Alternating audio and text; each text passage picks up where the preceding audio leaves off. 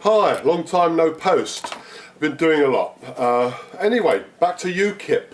Well, as the world knows, 25% of the vote across the country, wherever anyone had a chance to vote UKIP in the recent local elections, with UKIP coming a close second, beating the Liberal Democrats into 7th place, Conservatives into 3rd place again in South Shields. That was a very, very safe Labour seat. So, I won't go over all the issues, that would take an hour or more, but one thing that's very interesting, very instructive, is to note the response of the other parties to the fact that a quarter of the population who voted for the UK Independence Party.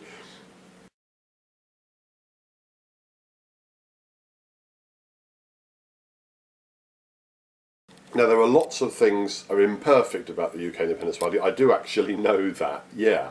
It's got me in it for a start. That would make it a bit imperfect.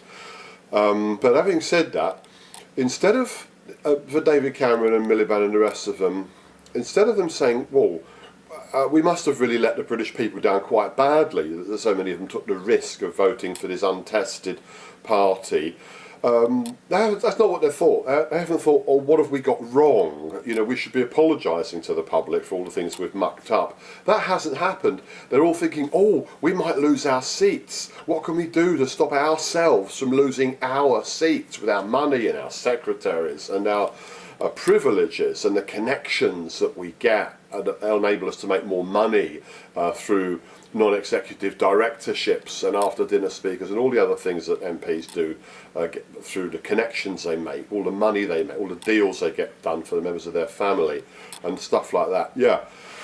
No, they're not thinking that. They're thinking, how can we use subterfuge? How can we use tricks? How can we use sleight of hand and the smoke and mirrors and all the usual stuff that we can do to win back people to UKIP? Well, in the information age, you know, when plonkers like me can use a camera and YouTube to say what we think, and we can investigate these guys more readily than we used to be able to, and we've seen so much more cynicism, we've seen the cynical way that they behave, it isn't working quite so well anymore. One item from this morning's news, now this was something I didn't know about, that if you're a UK citizen and you emigrate overseas, and millions of people have, not least to escape Blair and Brown, but if you live overseas, and let's say you're a widow and you marry again, you're entitled to a UK pension, a UK government pension, if you're over 65. That's fair enough. But if you marry again, then your spouse is also entitled to one. Even if they've never set foot in Britain, never worked a day in Britain, never paid a penny of tax in Britain. I didn't know this. And I heard on the radio this morning that the government now say that they're going to think about starting to crack down on part of this from 2016.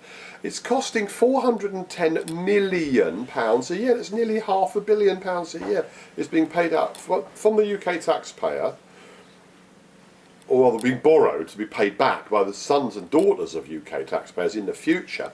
Nearly £500 million a year is being paid out to non-UK residents who've never lived here and paid tax here. I can't believe it. And they say that they're going to gradually start cracking down on this for new people entering the scheme after 2016. Cobblers, stop it dead now and investigate the people who allowed it to happen. We can't be borrowing money to give away to people who don't have a legal entitlement to it. I didn't even know this was happening. But this is the kind of thing that Cameron's blue Labour are now using as strategic tactics to try to make the people who voted UKIP, because they've had it up to here, were being ripped off and lied to. I mean, this is the kind of strategy. They're now trying to look as if they're thinking about talking tough. It's too late. It's much too late for that. What just happened is that many, many people across the country have realised that you can actually vote UKIP councillors into office. And if there was a bit more of a push, and there could be, if the people who are deceived into supporting LibLabCon realise that whichever one they vote in, are going to get done, they're going to get ripped off. Anyway, I probably ranted on long enough. I should be back on the subject of UKIP. Hey, I don't think Nigel Farage is Jesus Christ. I don't think he's our saviour. But he's just got a little bit of common sense and straight talking, which the others are completely lacking in.